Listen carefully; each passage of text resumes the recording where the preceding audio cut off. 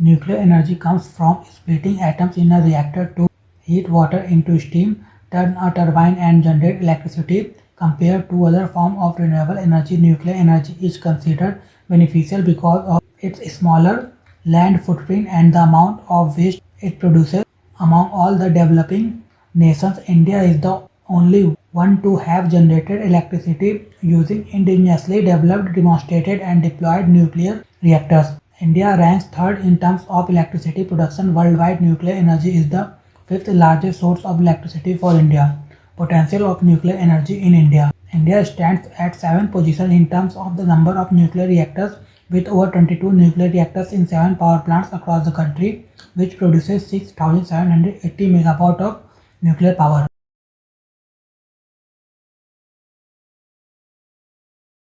With an aim to increase its atomic power contribution from 3.2% to 5% by 2031. The expansion of nuclear power capacity will help in the country's energy transition to meet the goal of a net zero economy. Nuclear energy resources in India. In terms of nuclear energy sources, India possesses a small uranium resource but sizable thorium resource. Both uranium and thorium have unique properties that govern their use in nuclear reactors. However, unlike uranium, thorium cannot be used as nuclear fuel in a reactor on its own. India faces challenges in meeting its growing energy demand due to import dependency and inconsistent energy sector reforms. BP's Energy Outlook predicts a 156% rise in India's energy consumption from 2017 to 2040. In 22-23, India plans to import 100 tons of natural uranium with existing agreements in place with Canada, Kazakhstan, Russia, and Uzbekistan for uranium purchases. Uranium deposits in India. The uranium ore mining and processing industry of the country began at Jaduguda in 1968.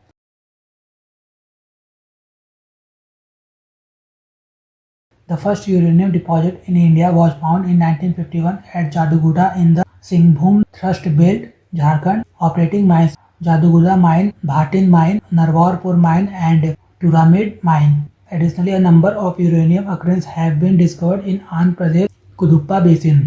In the Mahadeg Basin of Meghalaya, sandstone types uranium deposits like Domyasiat, Wakhin, and Mawsynram are found.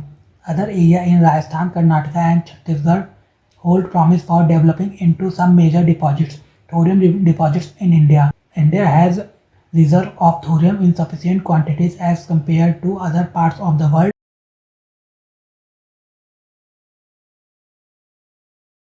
Monazite sands on India's east and west coast as well as in some area of Bihar contain thorium. On the Kerala coast, however, there is a much higher concentration of monazite sand. Monazite sands have been estimated to contain more than 15,200 tons of uranium.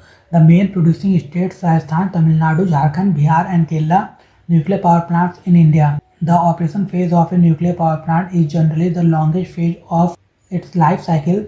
In India, there are 4 light water reactors and 19 pressurized heavy water reactors in total.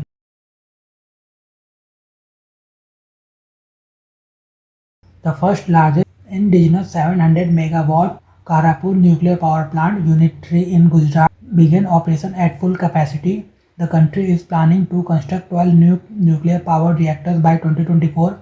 Reactors under IAEA safeguards. India's 14 nuclear reactors are under IAEA safeguard due to their use of imported fuel. In 2014, India placed its reactor under IAEA safeguards, granting the international nuclear watchdog access and showcasing its peaceful nuclear energy intent. India's three-stage nuclear power program.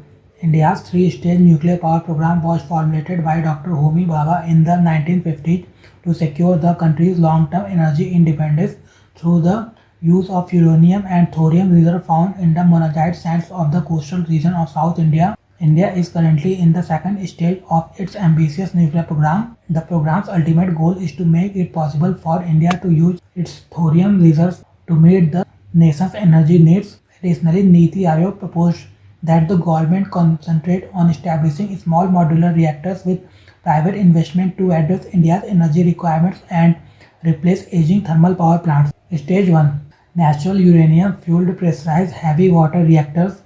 In the first stage, natural uranium was used as fuel for pressurized heavy water reactors, which also produce plutonium-239 as a byproduct while generating electricity. The second stage would also utilize the byproduct plutonium-293. The main reasons for selecting PSWRs for the first stage of the Indian nuclear power program in the 1960s were the use of natural uranium oxide as the fuel, the best utilization of mined uranium in energy production, the prospect of establishing a completely self-sufficient technology. Advantages or disadvantages. There is no need for enrichment. It needs pure heavy water, as heavy water allows natural uranium to be burned directly. Hence, water system must be carefully sealed and monitored. As enrichment is avoided, no depleted uranium tails are made. Heavy water absorbs neutrons, forming tritium-S3, a low-level radioactive hazard. This allows efficient use of the uranium resource. The reactor can be refueled without shutting it down, avoiding the downtime required by most other reactors. They produce more tritium than light water reactors due to their heavy water content. Stage 2, Fast Breeder Reactors (FBRs) utilizing plutonium-based fuel. The second stage involves using plutonium-239 to produce mixed oil fuel, which would be used in fast breeder reactors. Furthermore, thorium will be used in the reactor to create uranium-233. Once there is a sufficient stockpile of plutonium-239, this uranium is essential for the third stage. Advantages or disadvantages. Safe and efficient. FBRs are cooled by liquid sodium, which reacts explosively with both air and water. Green energy source, because waste from the first stage nuclear program is reprocessed and used as fuel in FBR. As a result, even a minor leak of sodium coolant can start a fire. Capability of efficient utilization of uranium. FBR's contaminant dome is not as strong as in other reactors. Stage 3, Advanced Nuclear Power Systems for utilization of thorium. The primary goal of Stage 3 is to achieve a long-term nuclear fuel cycle. The advanced nuclear system would continue thorium and uranium-233, so using a thermal breeder reactor, India's abundant thorium would be utilized. This stage is currently in the research phase. Advantages and disadvantages. Thorium in a water-cooled or molten salt reactor can generate more uranium-233 than it consumes. Extracting the abundant metal is currently expensive, requires substantial investment for testing, analysis, and licensing. Thorium's abundance and ability to create fissile material offer a lasting energy solution. Thorium is volatile and non-fissile, needing a fissile material like recycled plutonium for a chain reaction. Thorium reactors may be greener, yielding less long-lived nuclear waste than uranium reactors. High temperatures are essential due to the elevated melting point of thorium oxide for high-density production. Thorium fuels are deemed proliferation resistant, unlike uranium fuels, as they don't produce plutonium. Large amount of uranium-232 is irradiated. Thorium fuels can lead to substantial gamma-ray emission. Institution of Nuclear Energy in India. Important energy policy organization of the Government of India such as NITI Aayog and the Central Electricity Authority have renewed their focus on nuclear power to assist India in achieving its goal for the clean energy transition. Atomic Energy Commission. The Atomic Energy Commission of India is the governing body of the Department of Atomic Energy. The Department of Atomic Energy is under the direct charge of the Prime Minister. The function of the Atomic Energy Commission are to organize research in atomic science in the country, train atomic scientists in the country, and promote nuclear research in the Commission's own laboratories in India. Atomic Energy Regulatory Board (AERB). It was formed in 1983 and comes under the Atomic Energy Commission. It oversees nuclear safety regulation and their implementation. Nuclear Power Corporation of India (NPCIL). NPCIL is the owner and operator of every nuclear power plant in India except for the prototype fast breeder reactor. It is responsible for the design, construction, commissioning, and operation of nuclear power reactors. Bhabha Atomic Research Center. It operates under the Department of Atomic Energy and its core mandate is to sustain peaceful application of nuclear energy.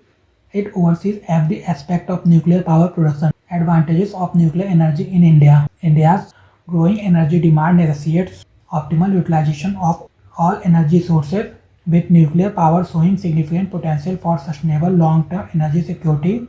Energy security.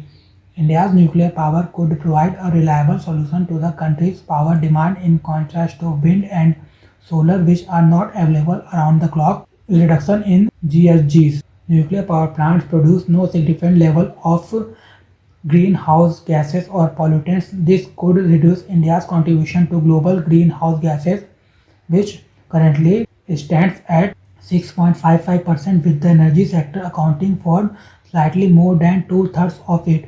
Sustainable future, with an aim to increase its atomic power contribution from 3.2% to 5% by 2031. This surge in the nuclear energy contribution in India will help the country lead towards a more sustainable and economic future. Weather independent power. Renewable energy such as solar and wind power face limitations tied to weather conditions and land needs. In comparison, nuclear energy offers consistent weather independent power with a smaller land footprint.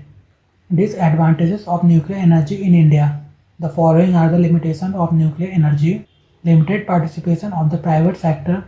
India permits private involvement in nuclear plant technology and construction, but operations and fuel management remain under public sector control.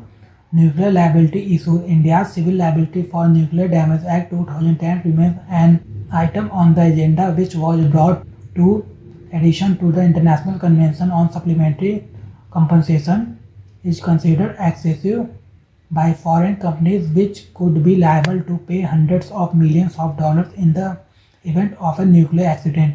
As a result, despite signing civil nuclear deals with several countries, including the US, France, and Japan, the only foreign presence in India is that of Russia in Kudankulam projects that predate the law. Challenges for Atomic Energy Regulatory Board. The Atomic Energy Regulatory Board faces multiple challenges in regulating dispersed nuclear and radiation facilities, meeting modern safety expectations, and ensuring security for a large number of radioactive sources. Uranium scarcity and import dependency. India's uranium scarcity necessitates regular imports, causing fuel supply uncertainties and placing the country's energy interest in the hands of foreign suppliers.